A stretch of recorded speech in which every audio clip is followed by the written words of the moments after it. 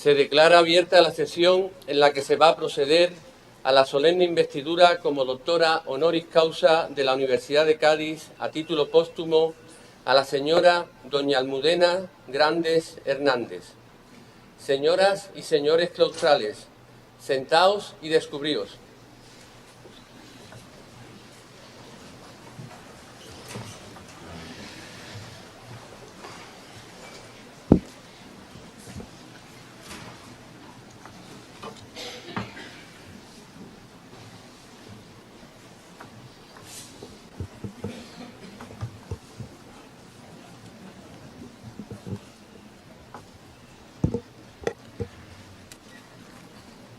En primer lugar, se va a proyectar un breve vídeo con algunas de las imágenes que visualizan la especial y emocionante relevancia de Cádiz en la vida de nuestra nueva doctora honoris causa.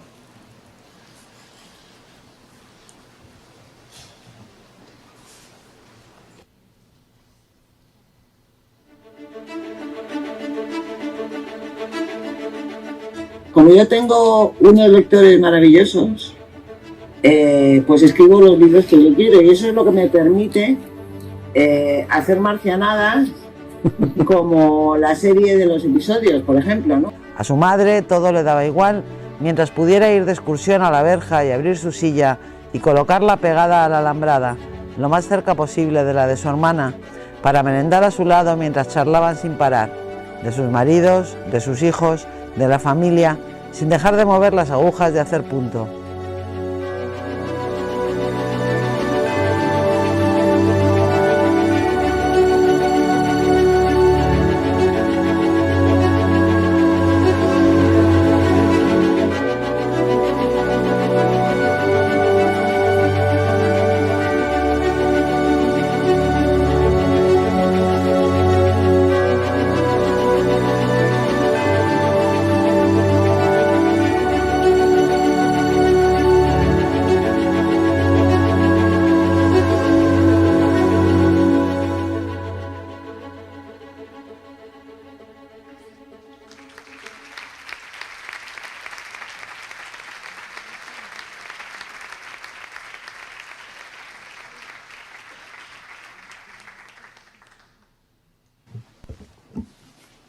El señor secretario general en funciones de la Universidad de Cádiz tiene la palabra para dar lectura al acuerdo de nombramiento.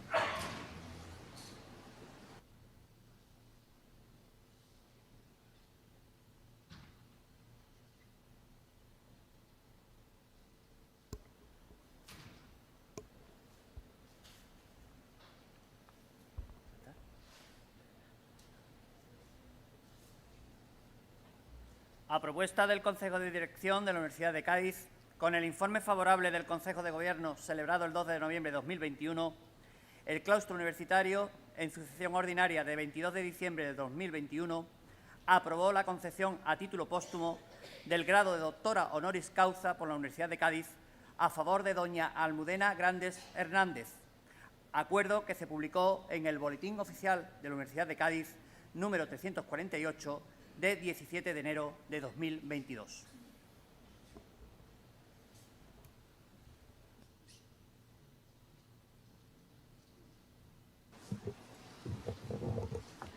A continuación, el padrino de la doctoranda, doña Almudena Grandes Hernández, don José María Pérez Monguió, catedrático de Universidad del Departamento de Derecho Público y vicerrector de Cultura, tiene la palabra.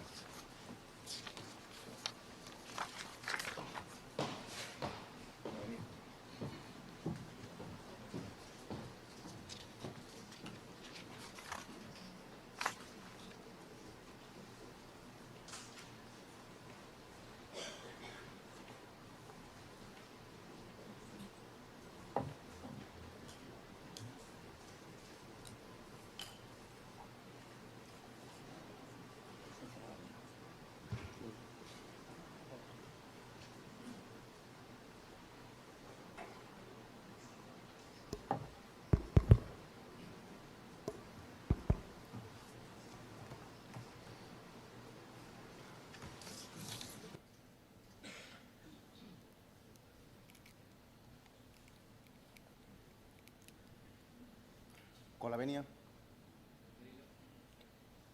Señor rector magnífico, vicerrectoras y vicerrectores, autoridades, compañeros y compañeras, señores y señoras, vecinos y vecinas de Rota, amigos y amigos de la cultura, y muy especialmente a los familiares y amigos de Almudena Grandes Hernández. Buenos días. Es para mí, en el día de hoy, un honor intervenir en este acto de investidura de doctora honoris causa, un honor que solo es superado por el grado de responsabilidad que me genera el pronunciar la laudatio de la persona que se incorpora al claustro de doctores de la Universidad de Cádiz, igual que en su día merecieron otros ilustres escritores como los gaditanos Rafael Alberti Merello, José Manuel Caballero Bonal o Fernando Quiñones Chozas. Almudena Grandes nació en 1960, formando parte de aquella generación que vivió la adolescencia de un país que salió del chiquero, como ella expresaba, sin instrucción alguna para experimentar, para conformar un nuevo modelo de sociedad desde ese barrio de Malasaña, que se inserta en la ciudad, como escribió el maestro Sabina, donde se cruzan todos los caminos, donde el mar no se puede concebir, donde regresa siempre el fugitivo, pongamos todos que estoy hablando de Madrid. Desde bien pronto descubrió su pasión por la literatura, aquella que, como ella describía, aquella que teje y desteje de hace siglos un inmenso tapiz fabricado con las historias que condensan los hilos de la existencia humana, e inspirada de alguna manera por su padre y por su abuelo, los dos Manolos, poetas vocacionales y veraces. Aunque ella no cultivase el género, tal vez por un respeto ejemplar, la poesía continuó siendo parte de ella toda su vida, envolviéndola. Incluso se casó con un grandísimo poeta. Prefirió ser narradora de historias, una aventura vital que comenzó gracias al fútbol y debido a un problema que no sabía dibujar, con el que yo también comparto. Contaba Almudena que cuando íbamos a visitar a mi abuelo, mi padre y él veían fútbol y no se podía hablar. Los niños teníamos unos lápices de colores para entretenernos, pero a mí, como no me gustaba dibujar, me aburría. Y me dieron entonces un lápiz negro para que empezara a escribir algo. Y como según el carácter y la filosofía de cada uno, nada sucede por casualidad o todo es un cúmulo de sucesos vitales sin razón ni lógica, se licenció en Geografía e Historia por la Universidad Complutense de Madrid, aunque se dice que le hubiera gustado estudiar clásicas por su pasión por el latín.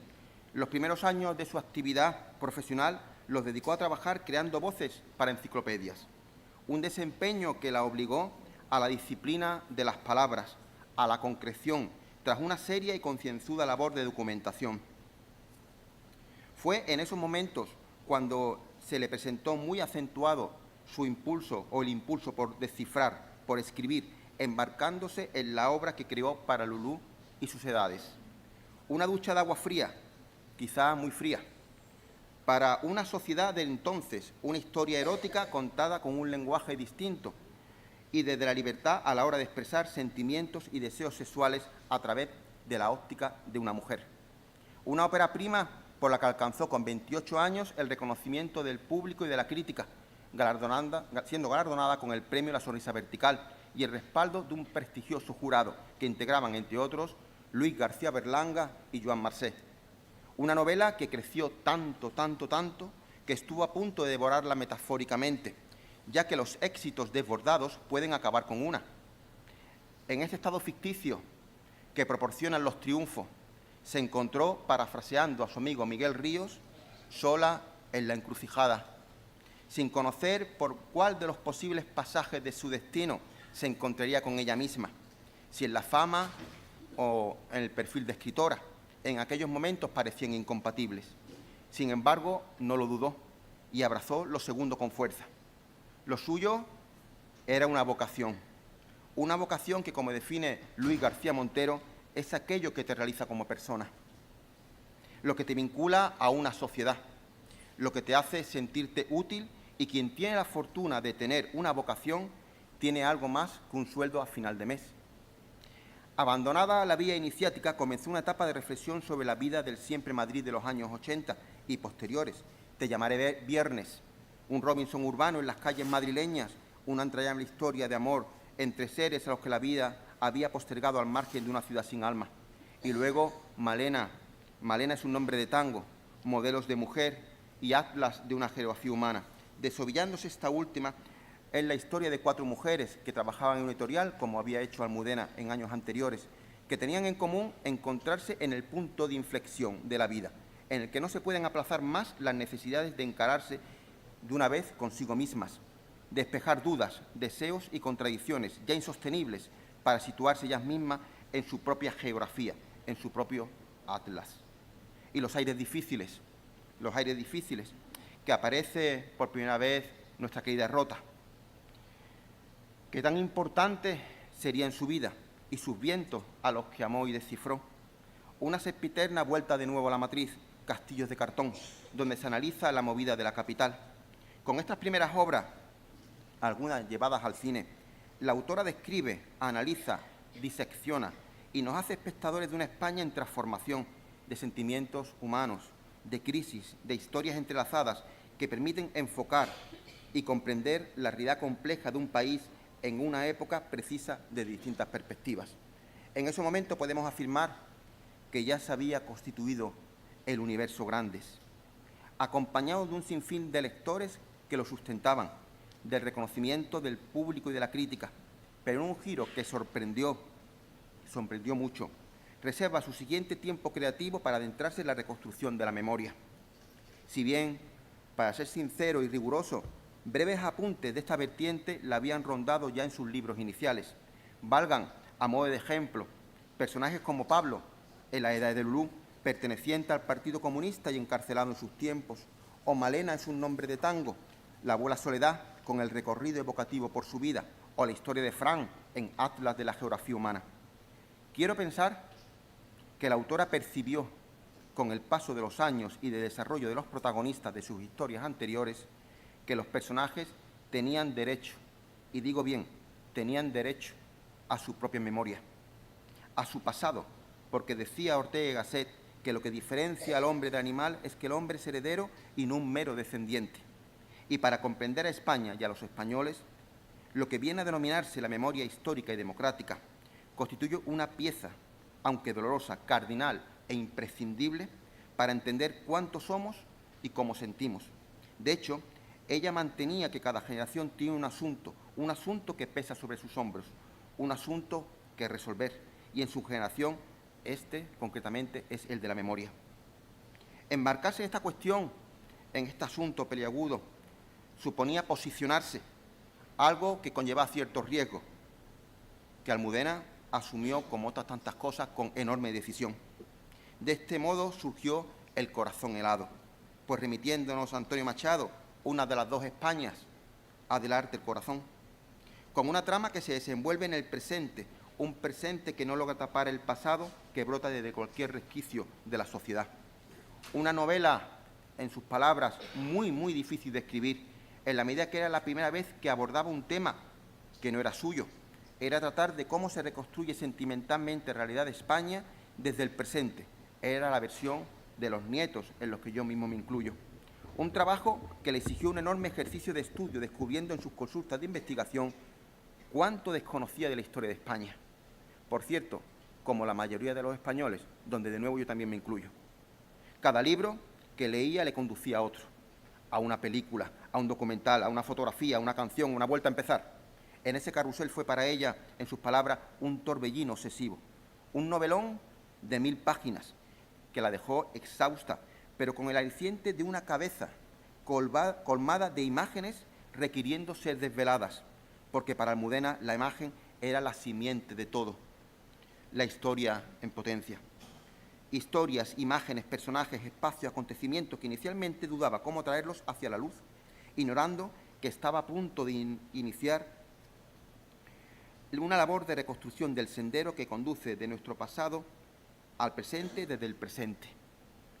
Le salió al encuentro una imagen, la imagen de Benito Pérez Galdós, un autor decisivo y una referencia imprescindible para la autora, primero como lectora y después como escritora, o un autor que era la piedra clave de bóveda que le faltaba, la llave encontrada, la contraseña recordada, la pieza que haría encajar todas las demás. En esos momentos, como ella expone, se hallaba en una posición similar a la del autor canario cuando escribió los episodios nacionales. 70 años de distancia con el momento histórico, un periodo de 25 años que contar y el contrastado modelo galdosiano. Inventar una historia de ficción y encajarla en el marco de un acontecimiento histórico real, de tal manera que los personajes de la historia se interrelacionasen con los de ficción. Lo trenzó en 6 obras independientes, como hizo, por ejemplo, Matt Au en El laberinto mágico, que Almudena desarrollaría, como he dicho, a partir de 6 imágenes, buceando en momentos significativos de la resistencia antifranquista en el periodo comprendido entre 1939 y 1964. Nace así un empeño de una magnitud difícil de cuantificar. Me refiero a los episodios de una guerra interminable. Insospechadamente, lo circunstancial, lo casual, lo inesperado cobran sentido.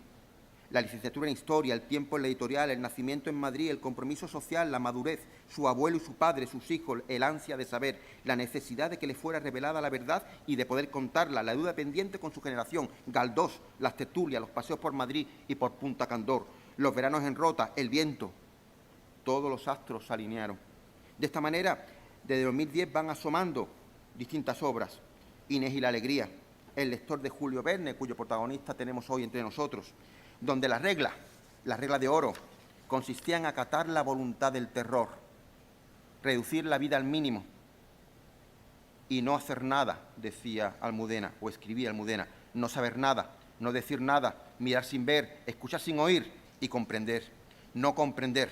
Quizá en las ciudades fuera distinto, pero en un pueblo como era Fuensanta de Martos, ese vivir apenas, vivir sin sentir, era el único recurso al alcance de quienes aspiraban a una supervivencia que nada ni nadie podía garantizarles. Para luego escribir las 3 bodas de Manolita, en la que aparece la realidad del destacamento penitenciario del Valle de los Caídos, al que Javier Riollo dedicaría su documental Ángeles con espada. Más tarde, Los pacientes del doctor García, para continuar con La madre de Frankenstein, en la que la pequeña Prometeo no tiene padre sino madre, al contrario que en la pieza publicada por Mary Shelley en 1818, y que, como en la obra citada, se revela con un trágico final al acabar la creadora con Hildegard, su criatura, final que casi solamente es el principio, pues la trama converge sobre la madre y permite conocer la realidad de los centros psiquiátricos y de una España a la que algunos habían ya regresado y otros muchos no conseguían comprender en el marco de una moral impuesta. Y la sexta, Mariano en el Bidasoa, inconclusa, al igual que la propia reconstrucción de la posguerra de España. 6 novelas que abren el camino hacia la reconciliación con nuestro pasado, unas meditaciones sobre España y sus historias, su historia y sus historias que nada tienen que ver con el pasado, como dicen los enemigos de la memoria, sino con el presente más real y subyacente, como ella mantiene. Escritas, como atinó Felipe Benítez Reyes, desde el ángulo de sombra de los silenciados, de los difamados, de los inculpados, de los perdedores en suma. Una memoria imprescindible para construir el futuro con la aceptación de una realidad histórica que no debe quedar oculta, pues se corre el riesgo de que resurja de nuevo para atormentar a todo un país. Es preciso contar, explicar, hacer pedagogía, con datos y no con dogmas, superar el silencio, como explica María Rosalén, que se imponía en aquellos momentos, aquellos que imponían o sugerían no remover la herida, llorar siempre en silencio, dice María Rosalén, no levantar rencores. Hay que permitir que el río llegue a la mar, que sean en las heridas, no cubrir las cicatrices. Las heridas y cicatrices que se ensañaron sobre varias generaciones de españoles y de la que, en una u otra medida, todos somos sucesores. Todo ello en aras de reencontrarnos y superar la división que nunca se debió producir tras una guerra fratricida. Como escribió su querido amigo, el poeta Ángel González, nada es lo mismo, nada permanece, menos la historia y la morcilla de mi tierra. Se hacen las dos con sangre y se repite. Con la diferencia que la morcilla, queramos o no, salvo que tomemos un Almax, se repite siempre.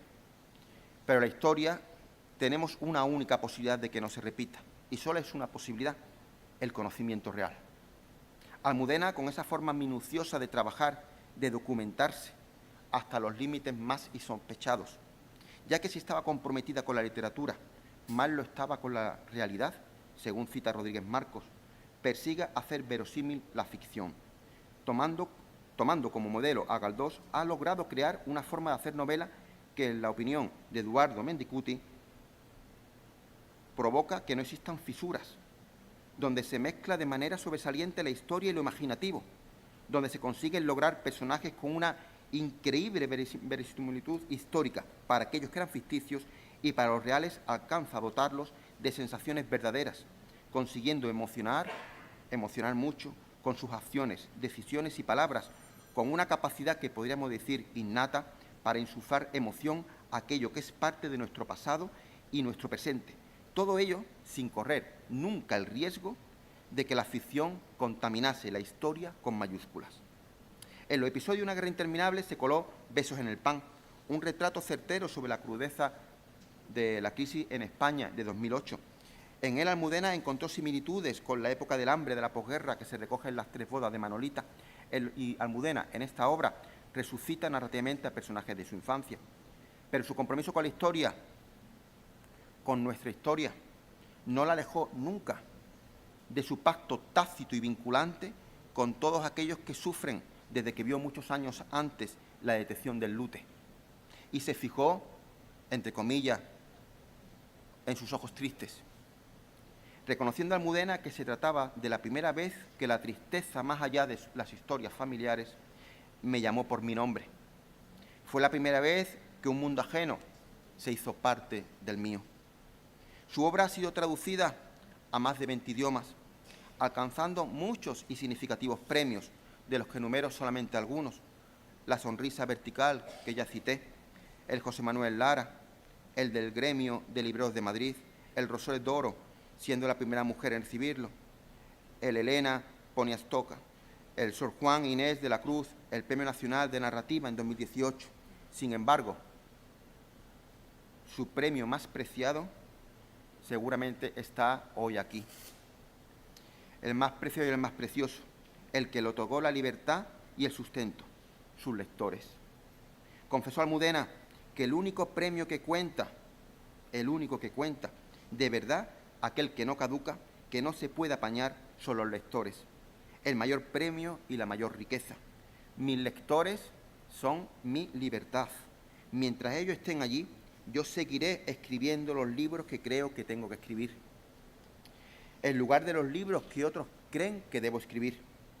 Sin embargo, cuando escribo para emocionarme a mí, para convencer a la lectora que soy yo, la más crítica de todas, para emocionarles a ellos, para devolverles de alguna manera todo lo que ellos me han dado a mí, porque son mi piel de por vida. El compromiso de Almudena siempre anidó más allá de la literatura. Se afirmaba como una intelectual en evolución permanente, en contacto con todos sus lectores, sus libertadores, con la ciudadanía, desde su sillón en El País que antes había ocupado Manuel Vázquez Montalbán, con la enorme responsabilidad de no defraudar a su maestro, donde cada semana, como ha confesado Jesús Marañas, metía el cuchillo a la realidad. Era un latigazo de opinión. No tenía miedo a las consecuencias, pero sí a que alguien pudiera acusarla de que algo de lo que había dicho no era verdad. Ideas que siempre defendió con vehemencia y con frecuencia poniendo el foco en las personas más débiles. Y cada 15 días, en El País semanal, escribía su sección Escalera Interior, donde en forma de relato contaba historias, conversaciones, impresiones, al fin y al cabo, historias de una escalera. Su compromiso era inconmensurable, y una muestra pequeña son los siguientes textos que no me resisto a leer, de los cuales citaré solamente algunos, el resto lo tienen en el laudatio que está impresa. En primer lugar, el feminismo, 2018. El feminismo impulsó la única revolución social triunfante del siglo XX, la única capaz de transformar efectivamente la vida de las personas. Pero la conquista de la igualdad jurídica no bastó para implantarla en la realidad, porque la igualdad no es un concepto en ningún caso relativo, porque no se puede trocear ni se debe negociar con él. Las mujeres no aspiramos a ser más iguales, sino a ser absolutamente iguales. Y para lograrlo no podemos seguir aceptando que nos traten como una minoría cuando somos la mayoría de la población en España y en cualquier otro país. Defensa universal de la mujer. publicado en El País en septiembre de 2021. Pero entre las imágenes de la evacuación de Kabul que más me han impactado, recuerdo unas rodadas aquí mismo, en España, en el piso donde un intérprete de las Fuerzas Armadas había sido alojado con su familia. Él hablaba a la cámara. Sus hijos, todos varones, hombre afortunado, se movían a su alrededor, pero al fondo, de espalda, una figura femenina completamente cubierta, con velo y manga larga, en pleno agosto. Parecía formar parte de la decoración, inmóvil, ajena, ausente.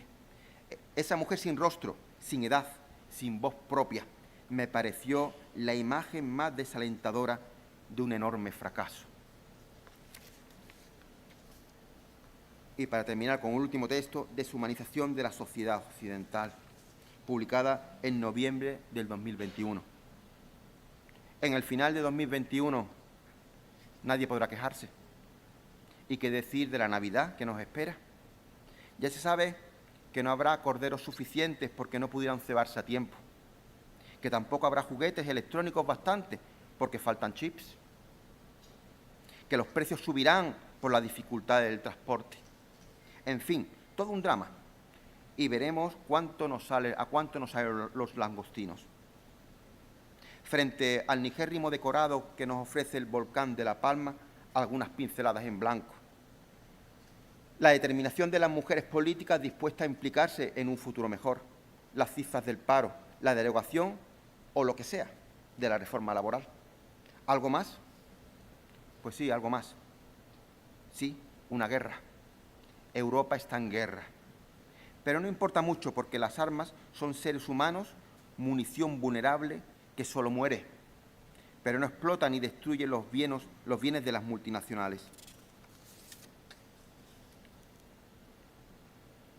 Nos encontramos, por tanto, ante una novelista, una escritora, una intelectual, que ha sido cronista de España, de la España que le tocó vivir, con intensidad, pero también que nos proporcionó muchas trazas para comprender nuestro presente con la luna de sangre que viene del pasado.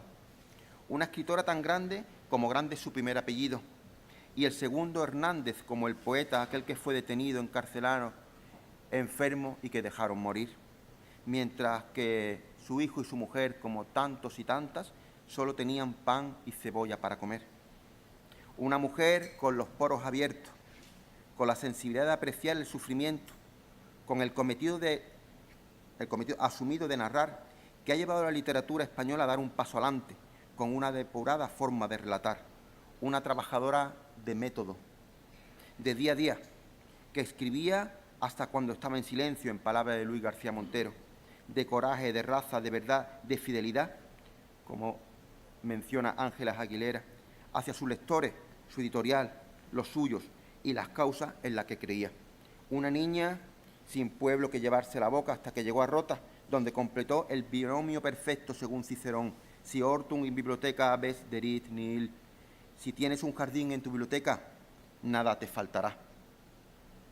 Biblioteca que tenía en su casa de Madrid y el jardín que sembró en su casa de la Costa Gaditana.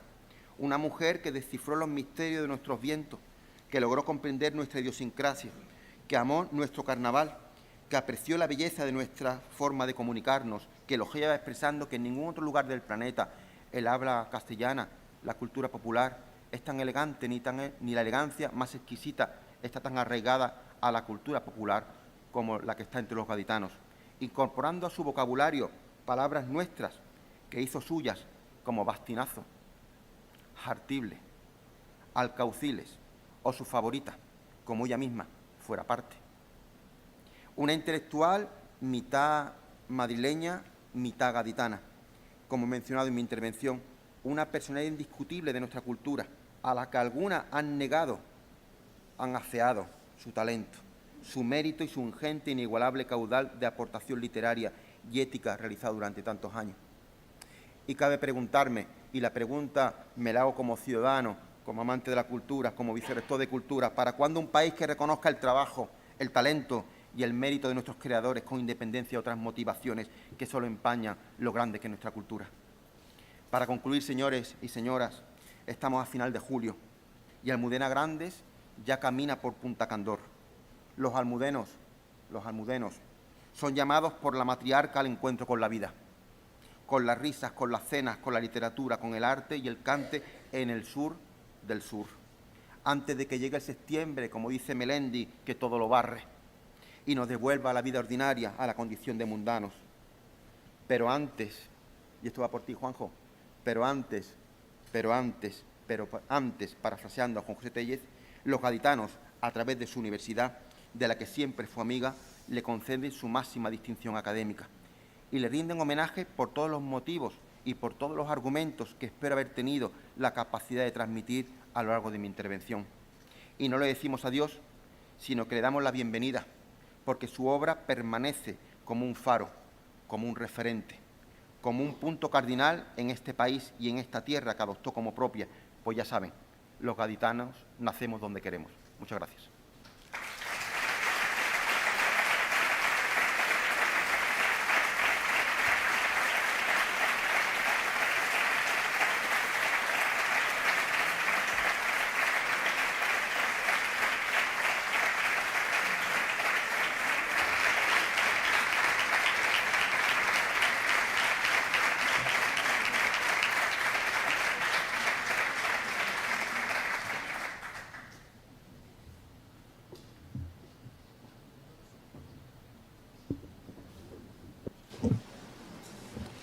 Se va a proceder al solemne acto de investidura como doctora honoris causa de la Universidad de Cádiz de doña Almudena Grandes Hernández a título póstumo.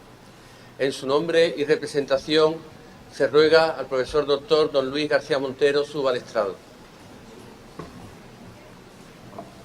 Exactamente, ¿no? Yo te lo doy a él te lo da a ti y tú con él.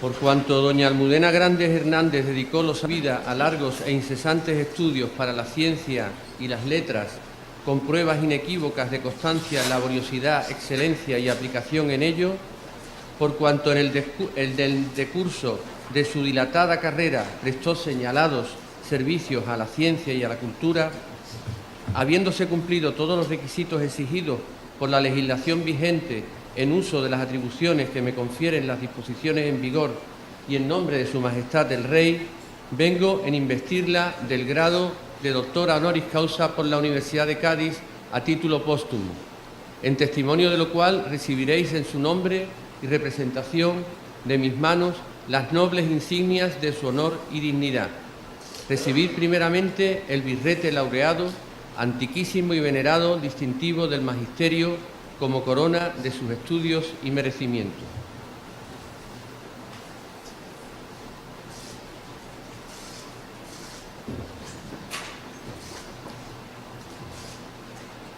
Recibid el libro de la ciencia como reverencia y culto a quienes fueron sus maestros y predecesores.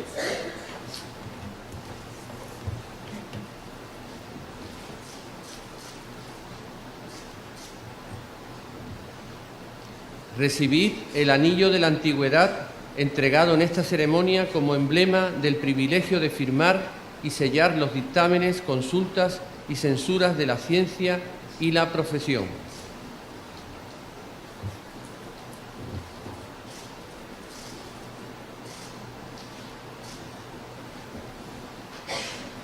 Recibid la medalla, símbolo del corazón que se ennoblece con el magisterio que se le confiere.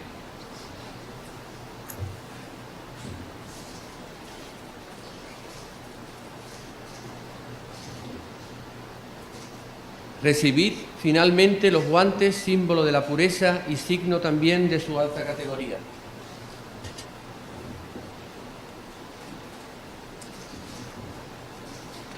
En señal de paz y de cordialidad, os abrazo y os ruego que abracéis a todas las doctoras y doctores del claustro aquí presentes.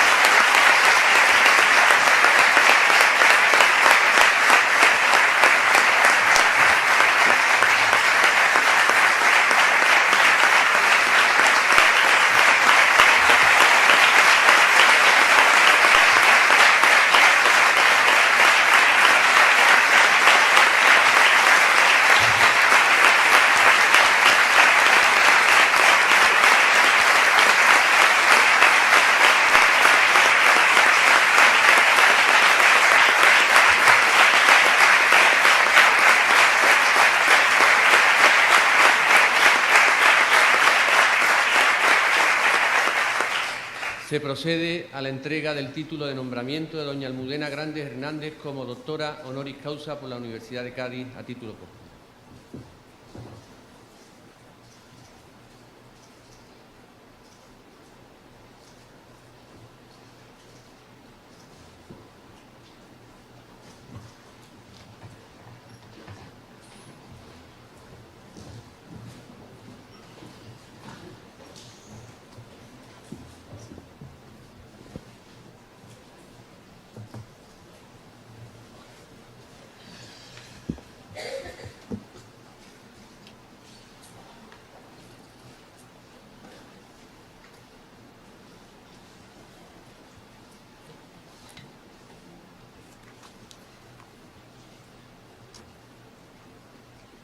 A continuación tiene la palabra José Telles Rubio, que interviene en nombre de doña Almudena Grandes Hernández.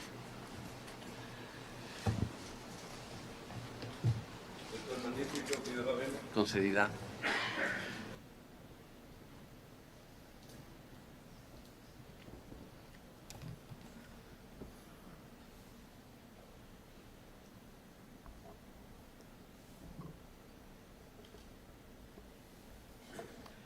Buenas tardes.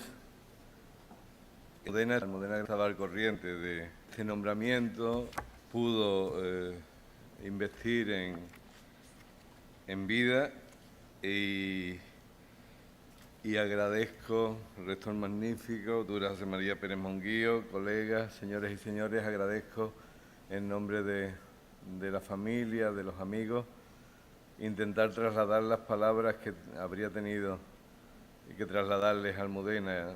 Lo hemos intentado con una suerte de mosaico compuesto por teselas de frases que ella pronunció, escribió y nos transmitió.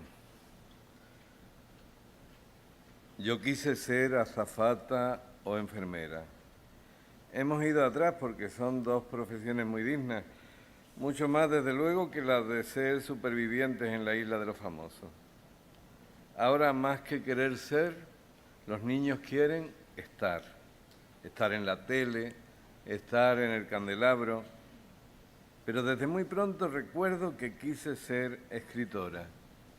Mi abuelo me regaló para mi primera comunión una versión de la Odisea que me gustó mucho. Luego leí Mujercita de Luis María May Alcott y entonces quise ser Joe March. Estudié prehistoria, pero creo que un novelista y un historiador son como dos coches que se cruzan en direcciones contrarias en la misma carretera. Un historiador debe documentar la historia que tuvo que ser verdad y un novelista inventa una historia que tiene que parecer real. Ahora me siento más cerca que nunca de mi carrera. ¿Cómo podría explicar en pocas palabras lo que me ha dado Cádiz? La luz de todos los veranos, una experiencia propia y distinta del paso del tiempo, un ingrediente fundamental en mi concepto de la felicidad, una puerta abierta hacia un estado de gracia, una finura, una genialidad, una suma de virtudes vitales, de placeres estéticos que no me corresponderían por nacimiento y que, sin embargo, me pertenecen desde que Cádiz me acogió, desde que empezó a mimarme, a quererme tanto más de lo que la quiero yo. Una niña sin pueblo que llevarse a la boca, madrileña, hija y nieta de madrileños, no podría haber aspirado a un regalo así, porque el mérito no es mío.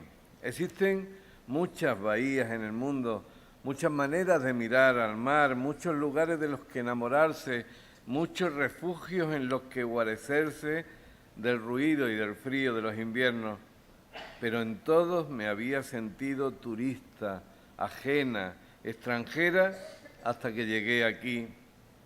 Ni siquiera sé muy bien cómo pasó, pero el mérito es del viento. El levante y el poniente me llevaron de la mano, me dejaron comprenderlo, descifrar su naturaleza y esos antiguos e implacables capaces de imponer su voluntad a los deseos y necesidades humanas. Un día empecé a sentirlo. Aprendí después a presentirlos. Y por fin, una mañana, en la cooperativa de pescadores del Mar de Rota, que es mi pueblo, pedí 1 kilo de boquerones y la dependienta me miró, hizo una mueca y me dijo: hoy no te lleves boquerones, Xoxo. Desde aquel momento, sin dejar de ser yo, soy otra. Sin dejar de ser Madrid, soy roteña. Sin renunciar a nada, poseo el doble de lo que tenía antes. En Rota, las casas tienen un muro alto que protege los jardines del viento. Y cuando se baja un tordo es imposible saber si hay alguien escondido ahí. Ese fue el origen de los aires difíciles. Yo veraneo en Cádiz y desde que llegué pensé que algún día escribiría sobre los vientos, porque aquí son especialmente fuertes, ya que es donde se encuentran 2 mares, el Mediterráneo y el Atlántico. Eso hace que la gente tenga una especie de fatalismo congénito y cultural por el que organizan su vida en función del viento, hasta el punto de cambiar planes como no ir al cine o no poner la lavadora si sopla levante. Eso me parecía muy literario. Pensé que había una especie de filón de realismo mágico muy grande, que aquel lugar era como el Macondo de García Márquez. La imagen fue un detalle de construcción de las casas que en lugar de tener verjas o un seto tienen una pared de ladrillo. Eso hace que no veas nada de lo que pasa dentro, ni desde la casa de al lado, ni desde la calle. Pensé que esas casas eran lugares perfectos para los personajes que yo podía esconder allí. Los aires difíciles de Cádiz constituyen algo muy especial.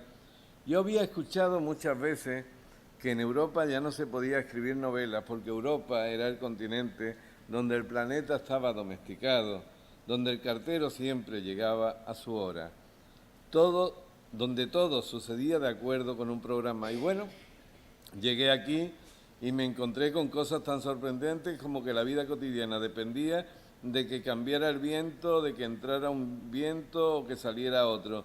Yo comprendí que hasta que no me aprendiera los vientos de Cádiz, yo sería una turista y no podría pertenecer en absoluto a este lugar ni apropiarme de él. Me puse a estudiarlo y me fascinó porque realmente los gaditanos tienen con los vientos la misma relación que los griegos clásicos tenían con los dioses. Digamos que los vientos son el factor que determina sus vidas y ellos aceptan el viento que sopla con un fatalismo pragmático, pero indudable. Y a la cabeza del Olimpo, de los vientos de Cádiz, está el levante, que es un viento fascinante porque cambia de carácter con la estación. Es un viento bueno en invierno, es un viento malo en verano. A mí me parece maravilloso que cuando sopla el levante en invierno, la gente abra las casas para que el viento entre y se lo lleve todo. Dicen, se lleva todo, se lleva la humedad, seca las paredes, seca los colchones, seca las sábanas. Entonces, un viento que en verano es insoportable, es imprescindible para vivir en invierno. Y luego está ese personaje absolutamente literario que es el levante en calma, que es el levante que se está pensando si salta o no, y puede estar pensándolo hasta 3 días, y produce ese efecto de calma chicha que yo, hasta que vine aquí, solo lo había supuesto en el mar. Los vientos de Cádiz son literatura pura, y para una narradora como yo, un fenómeno irresistible por completo, y la prueba de que en Europa, para los que seguimos viviendo aquí, se pueden seguir escribiendo novelas. Yo no merezco ningún premio porque fueron los vientos y los atardeceres de Punta Candor, aquella dependiente de la cooperativa, y tantas manzanillas, y tantas risas y noches memorables, y tantos amigos quienes han hecho por mí, de mí, mucho más de lo que yo podré hacer nunca por Cádiz. Pero aunque no lo merezca, lo agradezco de corazón, porque mi corazón ya es de esta tierra, que no es una tierra cualquiera. En este momento, más que nunca, me gustaría ser mi amigo Eduardo Mendicuti, el creador del lenguaje más audaz, más apabullante y estrepitoso y admirable de la literatura española contemporánea, o encarnarme en mi amigo Felipe Benítez Reyes, fino como un cuchillo, agudo como un relámpago, dueño de un estilo incomparable, profundo, liviano, crujiente a la vez y elegante como nadie, dentro y fuera de la página. Ellos, escritores gaditanos, tan queridos como admirables, han sido también para mí un poniente y un levante, capaces de anclarme a estas orillas. En ellos aprendí que Cádiz es sobre todo talento, talento para vivir y talento para crear. Los gaditanos tienen una capacidad extraordinaria para aprovechar el tiempo perdiéndolo. Benito Pérez Galdós miraba a Cádiz como un lugar en el que está sucediendo algo importante y positivo, capaz de emocionarle. Galdós escribía a unos 70 años de distancia, pero como todos los escritores hacemos, hablaba de la España en la que vivía al mirar hacia el pasado. Vinculaba de alguna manera las enseñanzas de la Constitución de Cádiz y las Cortes con la situación en la España que le había tocado vivir, hasta el punto que el último episodio nacional que escribe, Cánovas, lo termina en 1912, un siglo después de la Constitución de Cádiz. Y a la musa de la historia española, Galdós le pone de nombre Mariclío, que se despide bostezando y diciendo: a mí dejadme hasta que no hagáis algo lo suficientemente importante e intenso en este país de todos los demonios. Sed constantes en la protesta, sed viriles, románticos, y mientras no venzáis a la muerte, no os ocupéis de Mariclío. Yo, que ya me siento demasiado clásica, me aburro, me duermo. ¿Qué supone para Galdós las Cortes de Cádiz? Probablemente todo lo contrario. Era el momento en el que Mariclío estaba despierta, sentía la pasión que años después anhelaba la musa de la historia española. Galdós era un escritor que en sus novelas se interesa por la intrapolítica, las relaciones de poder entre los políticos y por lo que pasaba en los despachos más que por lo que pasaba en las votaciones. Hizo un retrato imprescindible de todo lo que pasó en Cádiz, de las guerras napoleónicas, de la Constitución e incluso del regreso de Fernando VII. Mariclío no pudo estar en las Cortes de 1812, pero sin embargo las mujeres controlaban las tertulias de la época. Mujeres como Paquita Larrea, que no pudieron participar de los beneficios directos de la Constitución, pero de alguna manera intuían el beneficio que un movimiento como aquel podía reportarles. Ellas estaban fuera de las tomas de decisión en un país tan católico y en el que había unas fuerzas reaccionarias, fundamentalistas y partidarias de relegar a las mujeres al ámbito de los privados y a criar a sus hijos. Pero en el proceso de la Guerra de la Independencia se da de una forma destacada, y vuelvo a Galdós, la figura de las mujeres combatientes por primera vez en la historia de España, como Manuela Malasaña, como Agustina de Aragón. Las mujeres del 12 presentían que aunque la Constitución las dejara fuera del ámbito del poder real, a ellas les convenía que esa opción triunfara.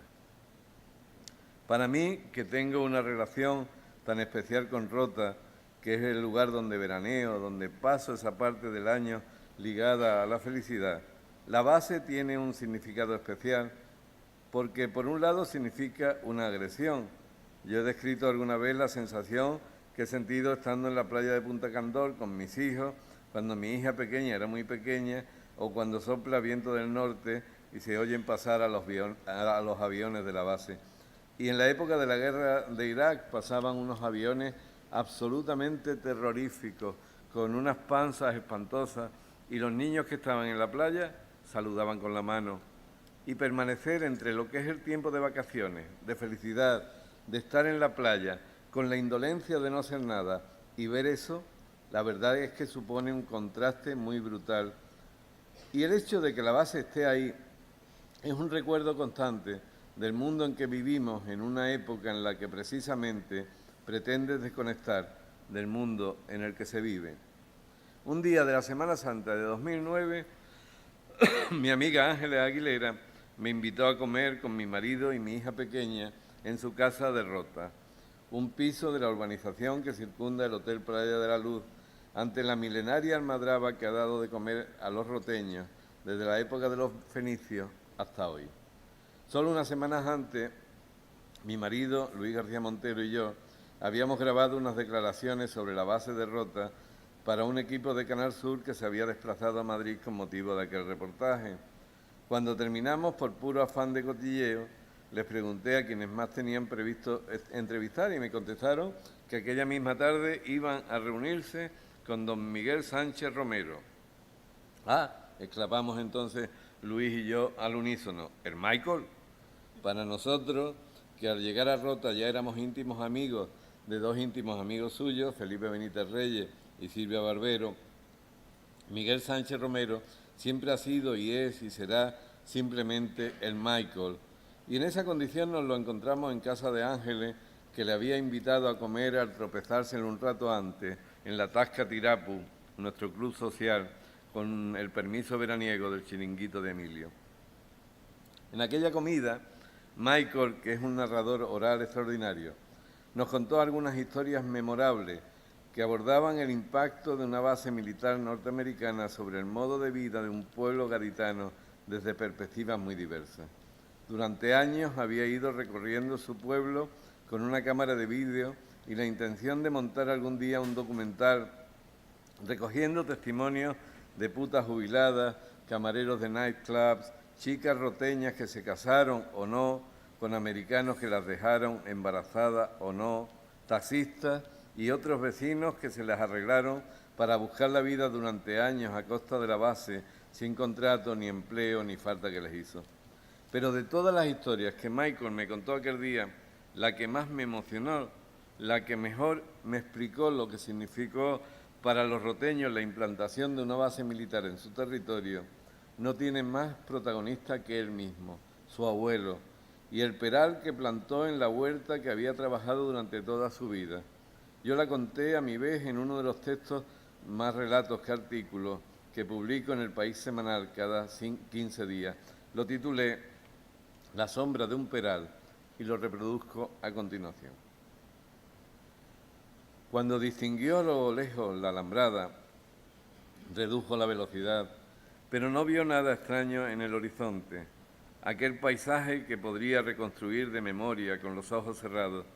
Sin embargo, al girar a la derecha en el cruce, empezó a echarlo de menos.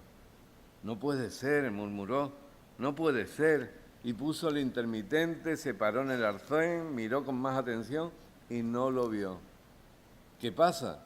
Su mujer, acostumbrada a aquel hito de desaceleración y silencio que marcaba sus viajes al pueblo desde hacía tantos años, le dirigió una mirada de inquietud. «No está», contestó él mientras abría la puerta. «El peral no está, no lo veo». Quizás estaban terminando los años 60, quizás los 70 habían empezado ya. No se acordaba con exactitud de la fecha, pero siempre recordaría aquel día en el que por fin logró traspasar con su padre las puertas de la base. Hasta aquel momento se consideraba un privilegiado solo por ser hijo de un roteño que tenía la suerte de trabajar con los americanos. Eso ya era muy importante porque le daba acceso a un montón de pequeñas cosas maravillosas, como las palomitas envasadas en una sartén de papel de aluminio que su madre hacía en la cocina de su casa, la mantequilla de cacahuete que no se encontraba en las tiendas del pueblo, los bizcochos instantáneos y la ropa, cazadoras, vaqueros, gorras que le distinguían de los demás, los pobrecitos que no tenían billete para traspasar las puertas del paraíso. Aquel día él llegó a estar dentro, en el corazón de la opulencia, del poderío, de la buena vida, la mejor música del mundo sonando en todos los altavoces y aún más porque le invitaron a entrar en un portaaviones y llegó hasta arriba, hasta una autopista donde le resultó imposible creer que estuviera de verdad dentro de un barco y luego se montó en un avión y vio aterrizar un helicóptero y todos los americanos fueron muy amables y ninguno dejó de sonreírle mientras mascaba chicle con mucho arte.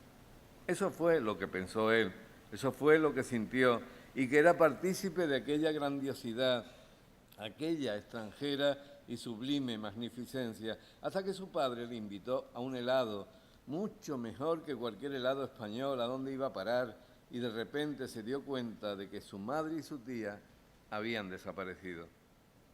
«Vamos a buscarlas», propuso su padre, como si supiera de sobra dónde estaban, y efectivamente las encontraron enseguida.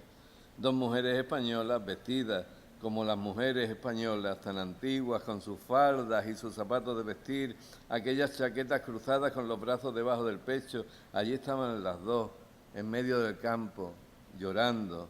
Estaban llorando y él no lo entendía.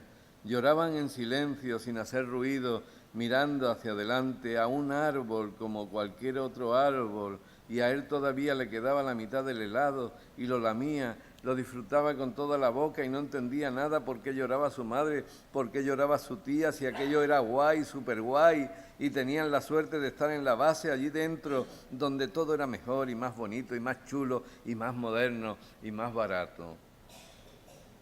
«Ese peral lo plantó tu abuelo», le dijo su madre, «solo eso». Luego su padre le pasó un brazo por el hombro, la condujo de nuevo hacia el coche y volvieron a casa sin hablar.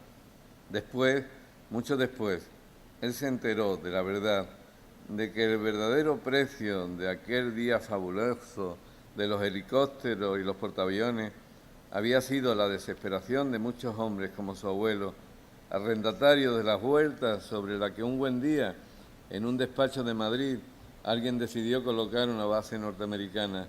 Ese mismo alguien y su nombre parapetados tras el membrete de una oficina del Ministerio del Ejército obligó a los propietarios de las tierras a aceptar unas indemnizaciones que daban vergüenza.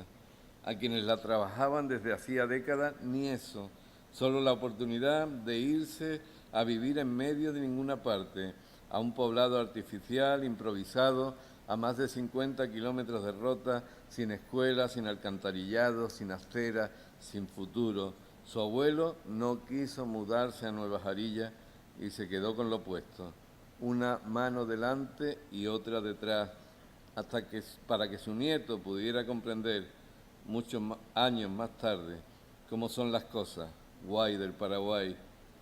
Y él sí se fue, se marchó primero cerca, después más lejos, pero nunca dejó de volver a su pueblo y nunca dejó de quererlo con el intenso amor que inspiran las cosas complicadas, más dignas de amor, cuanto más complicadas. Y siempre, desde siempre, al llegar, buscaba la sombra del peral de su abuelo como una contraseña, un indicio, otro nombre de sí mismo, hasta hoy, porque hoy ya no está, aunque mientras él viva, piensa al volver al coche, al poner el motor en marcha, al continuar su camino, aquel árbol nunca morirá del todo.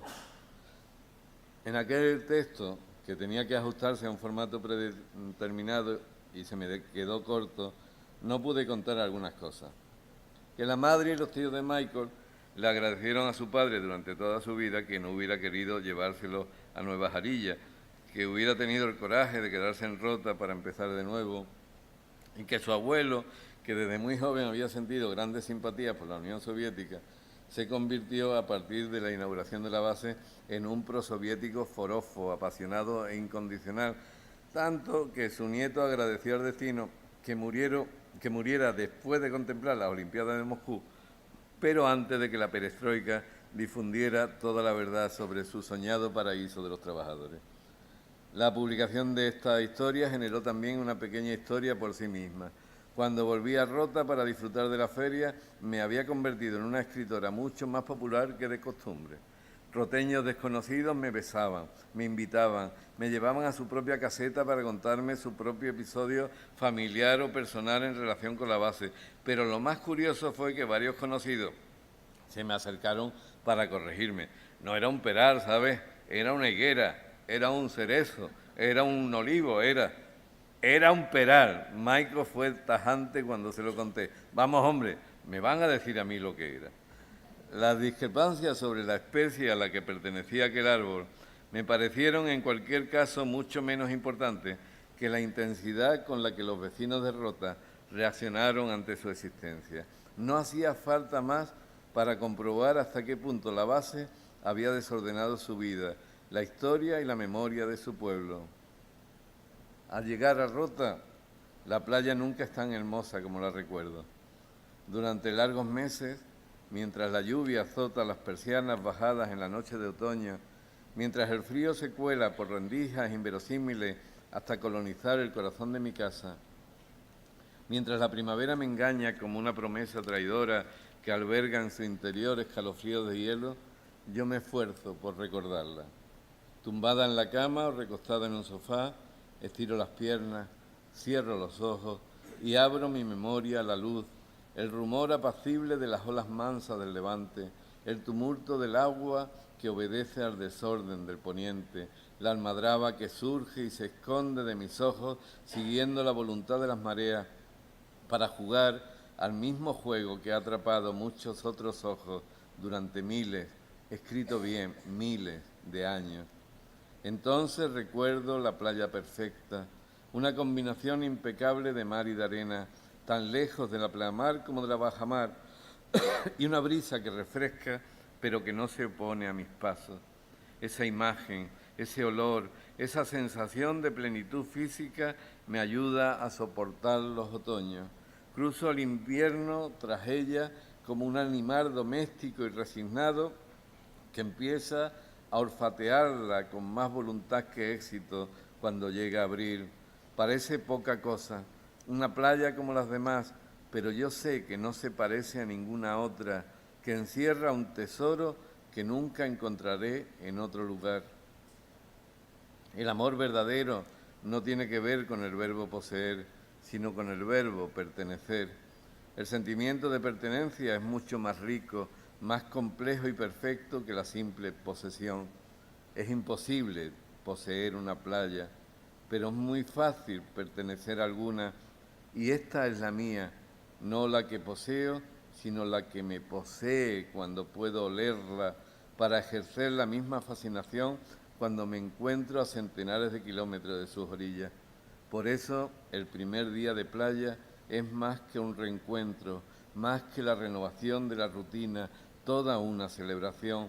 Por eso, también, seguramente, cuando al fin la alcanzo, apenas se parece a sí misma en el recuerdo que he mimado durante tantos meses.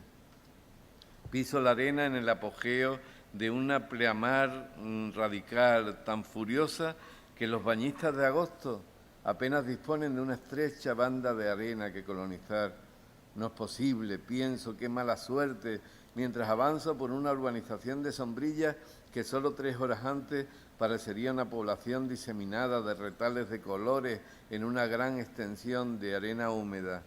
Pero en plena pleamar, la arena húmeda, compactada por el sol, no existe aún y es preciso avanzar por la orilla, mis pies hundiéndose y elevándose con un esfuerzo para dejar un rastro de hoyos vagamente redondeados a mi espalda.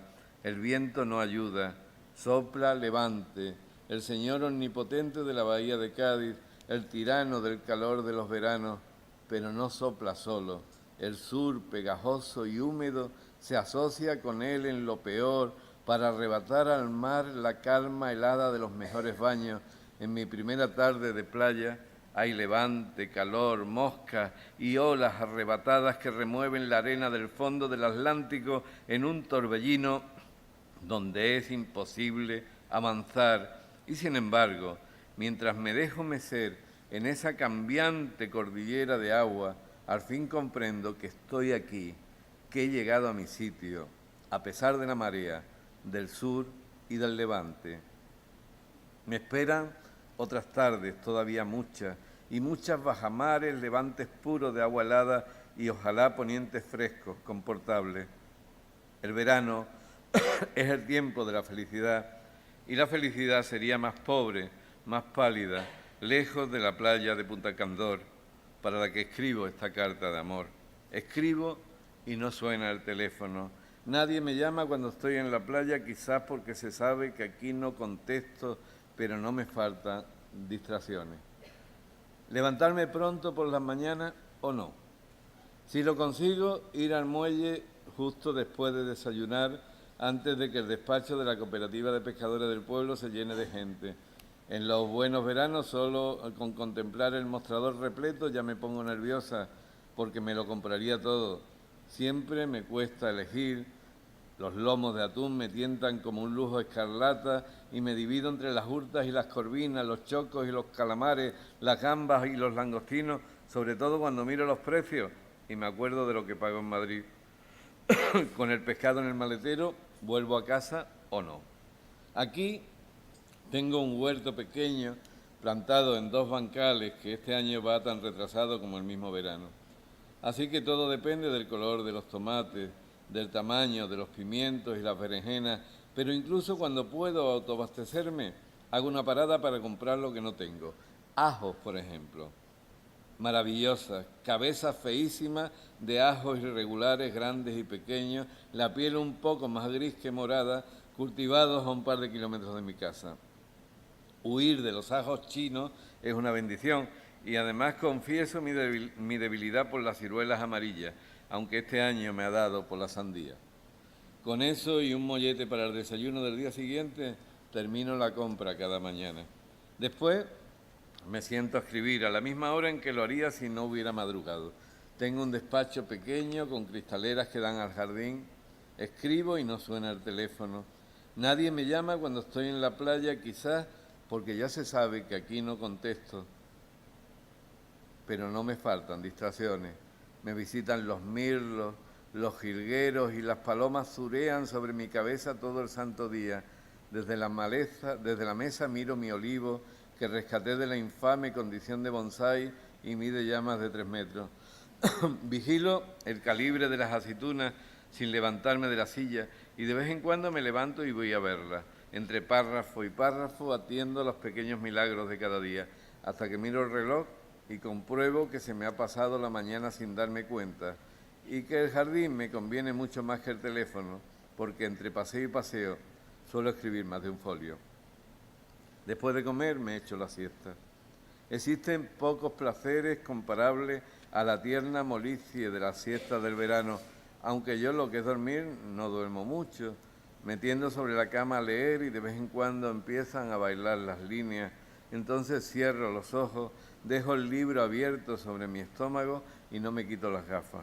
Al despejarme, nunca sé si he llegado a dormir o no, pero mi cama se ha convertido en una nube de espuma sonrosada en la que remoloneo unos minutos más antes de levantar el libro para seguir por donde lo he dejado. A veces me pasa una vez, a veces más, pero todas las siestas son igual de deliciosas. No tanto, sin embargo, como para torcer mis planes. Por las tardes voy a la playa. No tengo hora, depende como todo del viento. Si sopla levante, espero hasta las 7 para no achicharrarme. Si sopla poniente, salgo mucho antes, a las 5:30, para que la frescura del aire no me arrebate las ganas de bañarme. Pero con levante o con poniente, siempre hago lo mismo. Caminar por el borde del mar hasta mi playa favorita, cuyo nombre no escribiré porque ya me han regañado mucho por hacerle tanta publicidad. Mira cómo está de gente este año, por tu culpa, muchacha. Cuando llego a la muralla de piedra que protege de las mareas, la que seguimos llamando casi ilegal, a pesar de la última ley de costa, me doy la vuelta, ando un poco más y me meto en el mar. Cuando la marea está baja, llego hasta la boya. Cuando está alta, a veces me rindo antes, pero siempre avanzo, siempre asada contra la marea y después me dejo arrastrar hasta la orilla. Al volver a casa, como un poco de fruta con un vaso de agua muy fría y después me arreglo o no. Y voy o no voy al pueblo, andando o en coche, me tomo unas copas de manzanilla o ceno con agua, sin reglas, sin plazo, sin más obligaciones que las que yo misma decido imponerme. Hay muchas cosas buenas que salen gratis. Pasear por la mañana temprano cuando el sol es tierno, tímido como la brisa que coquetea con las hojas de los árboles. Caminar de madrugada por calles tan llenas de gente como en los mediodías de invierno para asombrarse de la euforia silenciosa de las parejas que se besan en los bancos o apoyadas en los pilares de las plazas porticadas. Los que viven cerca del mar lo tienen fácil, pero también es una fiesta meter en una tartera la comida prevista para consumir en casa, despacharla sobre una manta en la hierba de algún parque y tumbarse después a la sombra, asistir a los conciertos de las bandas que suelen tocar en kioscos de parques y plazas mayores los domingos por la mañana. y frecuentar las bibliotecas públicas mientras duren. Hay muchas cosas buenas que salen baratas. Una botella de vino para beberla despacio en casa, al atardecer y entre amigos. Un buen libro de bolsillo que proporciona una emoción que dura más que el vino y cuesta casi lo mismo.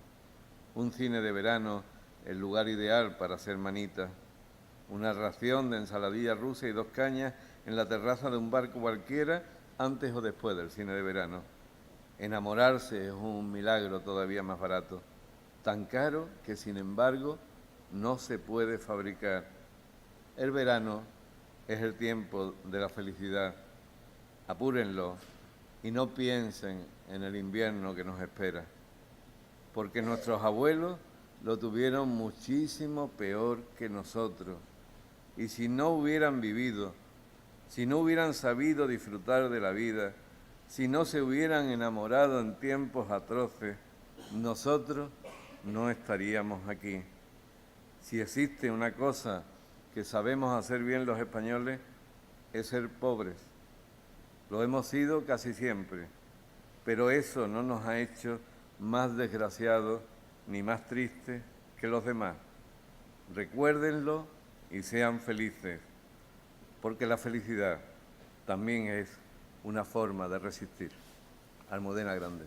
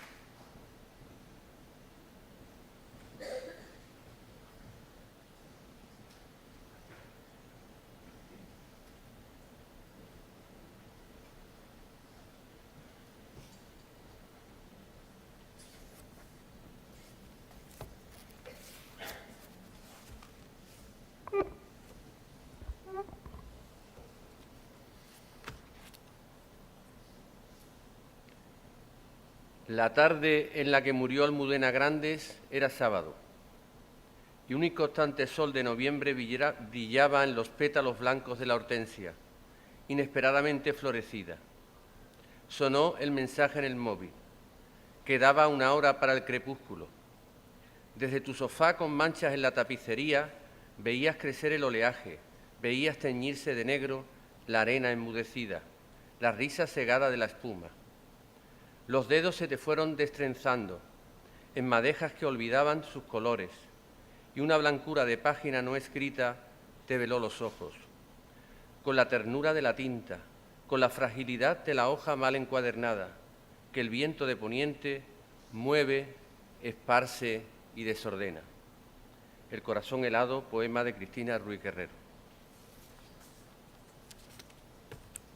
Magnífica señora rectora de la Universidad de Granada, presidente de la Diputación de Cádiz, señor defensor del pueblo, señor delegado del Gobierno, señor alcalde de Rota, señora teniente de alcalde de Cádiz, autoridades civiles, diputados, amigos y amigas. Como rector de la Universidad de Cádiz, quisiera en primer lugar dar las gracias a la familia y amigos de Almudena Grandes por su colaboración en este acto. Qué discurso más bonito, Juanjo. Muchas gracias. Y que quisiera que mis palabras fueran no solo una expresión de sentimiento, sino un homenaje académico en toda regla a la figura de la escritora Almudena Grandes. Antes de nada quiero corregir a quien dice que este es un homenaje póstumo, porque Almudena está viva, muy viva. Todas las librerías están llenas de sus libros. No hay mejor prueba para decir que Almudena está viva. Los procesos académicos son lentos y desgraciadamente fueron muy lentos en este caso, pero esto no quita un ápice del valor de esta distinción que hizo el claustro de la Universidad de Cádiz. Almudena es doctora honoris causa también por la Universidad Nacional de Educación a Distancia, tiene calles, plazas, colegios, institutos con su nombre, bibliotecas, por supuesto, y desde hoy el reconocimiento de nuestra Universidad de Cádiz. Ahora bien, ninguno de ellos tendrá el valor del mejor de todos, el del lector que abre uno de sus libros. Por ello, Almudena fue reconocida en vida con su mejor reconocimiento, el de sus miles de lectores. Ella misma era una gran lectora. Para escribir, decía, antes ha habido que leer. Empezar a escribir es una consecuencia de haber leído mucho. Es como atravesar el espejo, como cuando Alicia atraviesa el espejo. Leer y escribir son actos espectaculares. ¿Por qué la Universidad de Cádiz? ¿Por qué Cádiz? La luz de esta bahía fue el paisaje de Almudena durante sus veranos. La relación con Rota, como han dicho las personas que me han precedido, fue todo un idilio. Casi 20 años desde que compartían Almudena y Luis la amistad con nuestro otro escritor gaditano, Felipe Benítez Reyes. Y de pronto Rota se convirtió en el pequeño mundo de sus amigos.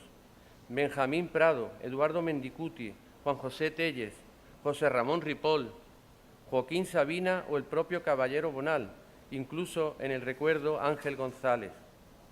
Rota fue un remanso donde poder escribir y pasear por la playa al atardecer, buscando los corrales, los recuerdos fenicios de la Punta Candor. El azul de Cádiz, como pintado con lápices de colores, impregnaba la felicidad de aquellos días. Nos levantábamos cuando sonaba la vida, decía. Incluso su elogio al viento de levante, convertido en personaje mitológico en los aires difíciles. Solo unos meses después de ser nombrado rector, tuve el placer de cenar una noche con Almudena Grandes. Ella había dado una conferencia inaugural en San Roque, dentro de los cursos de verano tradicionales en aquella ciudad. Reconozco que entre plato y plato fue para mí un placer inmenso escucharla y reconocerla en ella una mujer especial, que a diferencia de otras personas de su igual valía, escuchaba, te escuchaba. Recuerdo cuando le conté la vida de mi abuelo y su paso por la Unión Soviética y cómo ella se interesó hasta el punto que mantuvimos después una serie de correos, de fotos que entonces le envié. Porque Almudena te escuchaba. Era una mujer que estaba siempre dispuesta a sorprenderse, a recoger nuevas historias y quizás por ello una excelente narradora. Desde aquellos tiempos que escribía los primeros cuentos en casa de su abuelo mientras su padre iba al fútbol. Almudena era una mujer con optimismo, con esperanza. Nunca dejo de creer, decía ella, por eso soy del Atleti. Pero como avanzaba al principio, quiero que este sea un discurso sobre todo académico, donde quede constancia del reconocimiento de nuestra universidad a la que ha sido la novelista española más destacada de la segunda mitad del siglo XX. Aunque ella, es verdad, reivindicaba más su papel de novelista decimonónica. No diré nada novedoso si subrayo su admiración por Benito Pérez Galdós, con el que coincidía en su aportación a una narrativa expresiva y de profunda hondura psicológica. Sus personajes son vivos, contradictorios, heroicos y antiheroicos. Evolucionan, son tan reales que viven gracias a su variedad de registros. Para Almudena Grandes no tenía sentido una novela si no se contaba una historia. No fue baladí su formación inicial como historiadora. En las obras de Almudena hay una profunda investigación, como lo demuestra su proyecto narrativo Episodios de una guerra interminable, novelas independientes que nos han marcado momentos significativos de la resistencia antifranquista. Como ella dijo en una de sus últimas entrevistas, es que había encontrado un filón.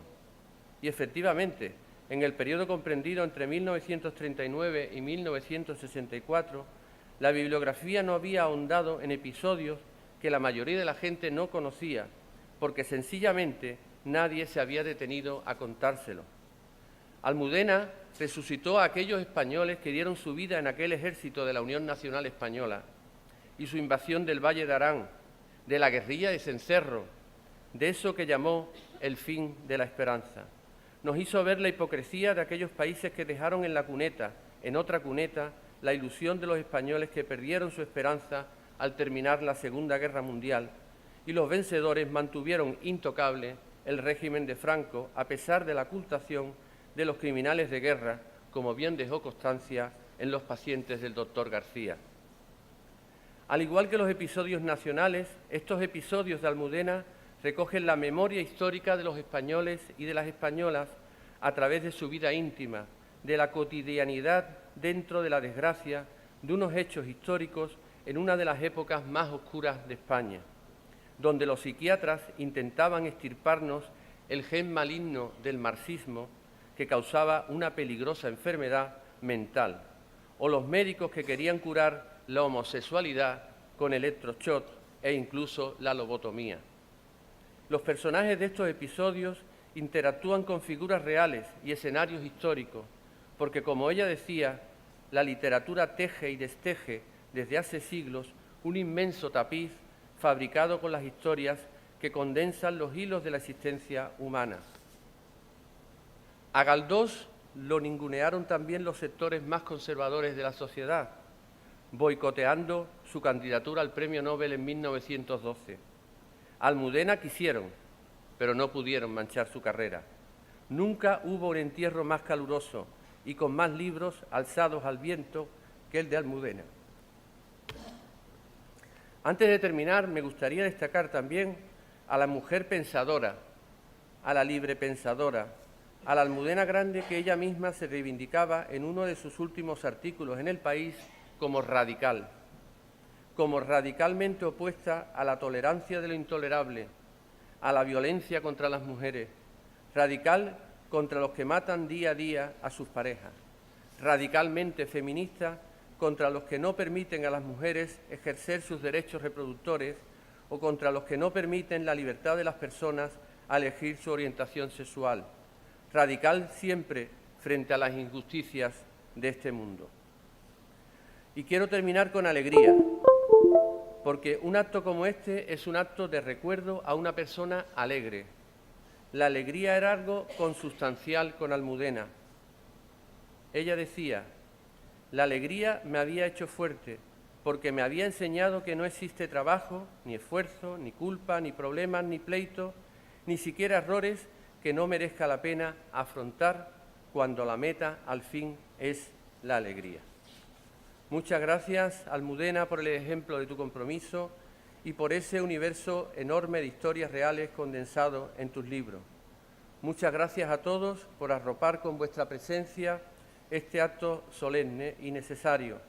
Y también quiero darle las gracias a todas las personas que han colaborado en la organización de este acto, como el gabinete del rector, todas las personas que también trabajan para que este discurso se propague vía streaming, al personal de limpieza, mantenimiento y al personal de Administración y Servicio de la Facultad de Filosofía y Letras. Muchas gracias.